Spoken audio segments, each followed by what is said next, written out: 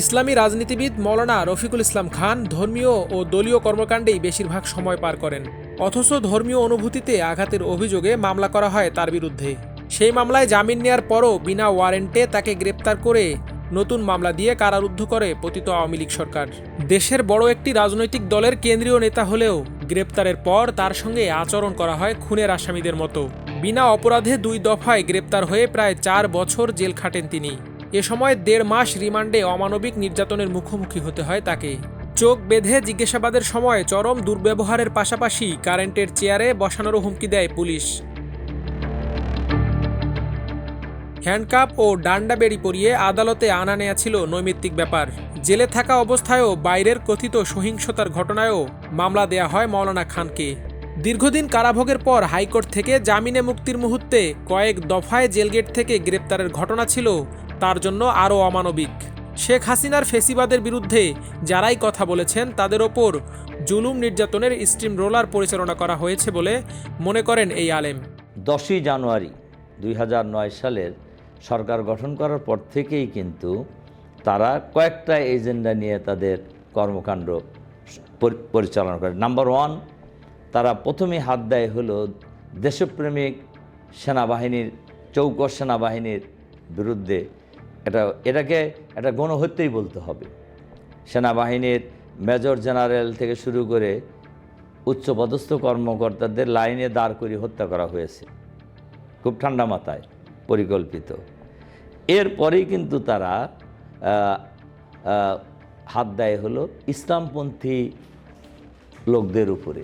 তো ইসলামপন্থী লোকদের প্রধান রাজনৈতিক দল বা ইসলামী দল জামাত ইসলামী, তারা কিন্তু প্রথমেই জামাতের নেতৃত্বকে শেষ করার একটা উদ্যোগ গ্রহণ করে। ইসলামপন্থী বড় বড় আলেমদেরকে, শুধু জামাত শিবিরের লোকদেরকে যে গ্রেপ্তার করা হয়েছে তাই নয়, ইসলামপন্থী বড় বড় আলেমদেরকেও কিন্তু গ্রেপ্তার করা হয়েছে এবং বছরের পর বছর এদেরকে কারাগারে কিন্তু রাখা হয়েছে।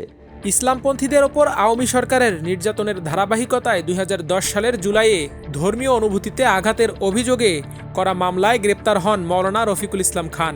মামলা করেছিলেন আওয়ামী জোট সরকারের শরিক দল বাংলাদেশ তরিকত ফেডারেশনের মহাসচিব রেজাউল হক চাঁদপুরি। ওই মামলার আগেই গ্রেফতার হন জামায়াতে ইসলামীর তৎকালীন আমির মতিউর রহমান নিজামী, সেক্রেটারি জেনারেল আলী আহসান মোহাম্মদ মুজাহিদ ও নায়েবে আমির মৌলানা দিলওয়ার হোসেন সাইদি। এরপর তাদের নামে যোগ হয় তথাকথিত যুদ্ধ অপরাধ মামলা।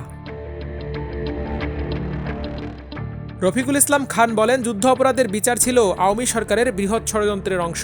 বিচারটাই ছিল মূলত ইসলামী নেতৃত্বকে নিশ্চিহ্ন করে দেওয়ার জন্য।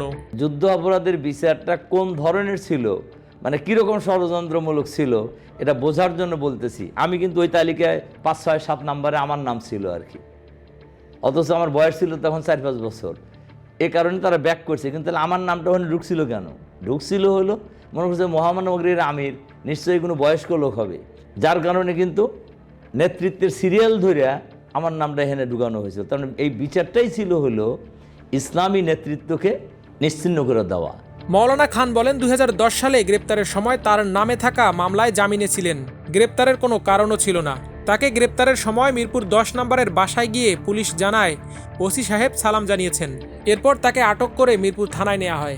ডিবি অফিসে আনে, তখন আমি বলছি যে ভাই আমার নামে তো কোনো গ্রেপ্তারি পরোয়ানা জারি নাই, আমার নামে যে কয়টা মামলা আছে ধর্ম অবমাননার মামলা আমার নামে। আমি বললাম তো ধর্মের জন্যই তো আমাদের লড়াই, ইসলামের জন্য তো আমাদের লড়াই, আর আপনারা আমাদেরকে মামলা দিয়েছেন হলো ইসলাম অবমাননার। তো সে মামলায় তো আমি হাইকোর্ট থেকে জামিন নিয়েছি। তখন ওনারা আমাকে বলছিলেন যে ঠিক আছে, মাগরিবের পরে আপনার কাগজপত্র নিয়ে আসেন, আমরা দেখি। তখন আমার পিএস ছিল এই যে বুলবুল আহমদ। তা আমি ওকে ফোনে বললাম যে তুমি আমার হাইকোর্টের জামিনের কাগজগুলি নিয়ে ডিবি অফিসে আসো। ঠিক আছে, কাগজপত্র দেখে আমার সামনেই আলাপ করতেছে সম্ভবত তদানীন্তন স্বরাষ্ট্রমন্ত্রী অথবা আইজিপির সাথে। আমার কাছে মনে হয়েছে কোনো মন্ত্রীর সাথে সে আলাপ করতেছে, এই মনীষ সাহেব, মাহবুব সাহেব, এডিশনাল ডিসি। তো উনি ফোনে বলতেছেন যে স্যার ওনার তো মামলা যা ছিল সব মামলায় তো জামিন হয়ে গেছে, তখন আমরা কি করব? তো ওই দিক থেকে বলতেছে 71-এর সাথে জড়ানো যায় না। তো উনি এবার বলতেছে, এই এডিসি মাহবুব বলতেছে, স্যার বয়স তো খুবই কম ছিল, 4-5 বছর ছিল, তখন এই সময় আপনি কীভাবে, তাহলে আর অন্য মামলা দেওয়া যায় না বলতেছে, কিন্তু আমার সামনে যে বলতেছে যে না মামলা দিতে চাইলে তো মামলার তো অভাব নাই আর কি, মামলা দেওয়া যায়। ঠিক আছে, তাহলে মামলা দিয়ে রেখে দেন আর কি। এভাবে একের পর এক মামলা দেয়া হয় এই আলেমের বিরুদ্ধে। একটিতে জামিন নিলে আরেকটি মামলা দেয়া হয়। এসব মামলায় 5 থেকে 10 দিন করে একটানা 30 দিন রিমান্ডে কাটান তিনি। সবশেষ তার বিরুদ্ধে নটরডেম কলেজের সামনে সরাসরি গাড়ি থেকে মানুষ নামিয়ে পেটানো এবং গাড়িতে আগুন দেওয়ার মামলা দেয় পুলিশ। অথচ ওই সময় তিনি জেলে ছিলেন। ওই মামলায় আবার 10 দিন রিমান্ডও চাওয়া হয়। সবচেয়ে ইন্টারেস্টিং হলো, আমাকে আরও মামলা তাদের দেওয়ার প্ল্যান, আমাকে আরও রিমান্ডে রাখার প্ল্যান তাদের ছিল, কিন্তু সর্বশেষ যে মামলাটা আমাকে দিয়েছিল, এই মামলা দিয়েছে হলো যে নটরডেম কলেজের সামনে আমি সরাসরি গাড়ির থেকে মানুষ নামায় পিটেতেছি আর গাড়িতে আগুন ধরায় দিছি। আর ওই সময় আমি ছিলাম হলো জেলে আর কি। তো আমাদের আইনজীবী যখন এই মামলা 10 দিন রিমান্ড চেয়েছে এই মামলায়, তখন আমাদের আইনজীবীরা বললেন যে, এই ম্যাজিস্ট্রেটকে বললেন যে স্যার আমার মক্কেল তো ওই সময় জেলে ছিলেন, তো জেলের থেকে উনি গাড়ি পড়ালেন কিভাবে আর সশরীরে মানুষ মারলেন কিভাবে? তখন ওই ম্যাজিস্ট্রেট সাহেব বলতেছিলেন হাইসিয়া যে খান সাহেব খুব পাওয়ারফুল লোক, জেলের মধ্যে থেকেও গাড়ি পোড়ায়, মানুষ মারে। রিমান্ডে নির্যাতন প্রসঙ্গে এই আলেম বলেন, রিমান্ডে আমার সঙ্গে খুবই দুর্ব্যবহার করা হয়েছে। আমার চোখ বেঁধে জিজ্ঞাসাবাদ করা হয়, হুমকি দেওয়া হয় কারেন্টের চেয়ারে বসানোর। একটা তো হলো আমাদের সাথে যে এই রিমান্ডে কিন্তু খুবই দুর্ব্যবহার করছেন, খুবই দুর্ব্যবহার করা হয়েছে। যেমন আমার চোখ বাঁধতে জিজ্ঞাসা করছে, যদি ওই কি বলে কারেন্টের চেয়ারে বসায় নাই, কারেন্টের চেয়ারে বসানোর হুমকি দিছে।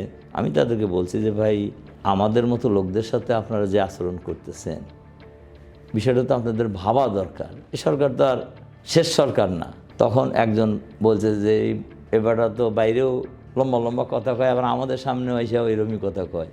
তাই আমি বললাম যে আমি মরার আগ পর্যন্ত এরকম কথা বলবো, তার কারণ আমরা তো চোর না, চুরি করি নেই, আমরা তো চুরি করে জেল এখানে আসিনি, আমরা আমাদেরকে না আনছেন অন্যায়ভাবে, খুব জুলুম করতেছেন আপনারা আমাদের সাথে।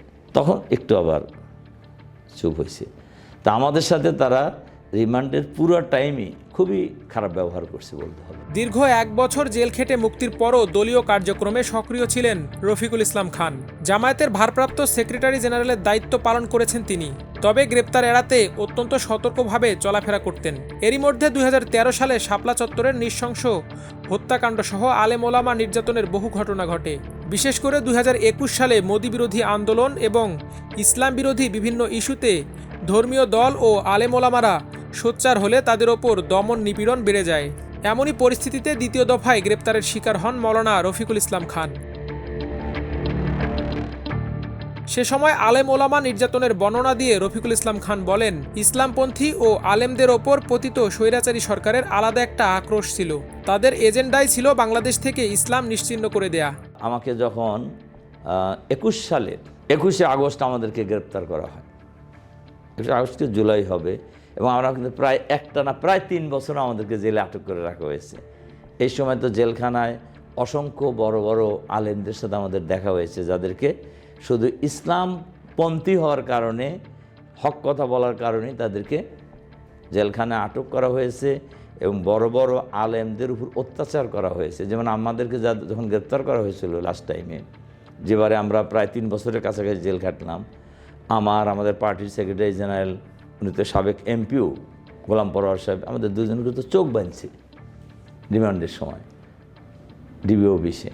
এবং যদিও যে কর্মকর্তা মূল নায়ক ছিলেন তিনি এখন জেলে, বহু মার্ডার কেসের তিনি এখন আসামি, এখন তিনি জেলে আছেন।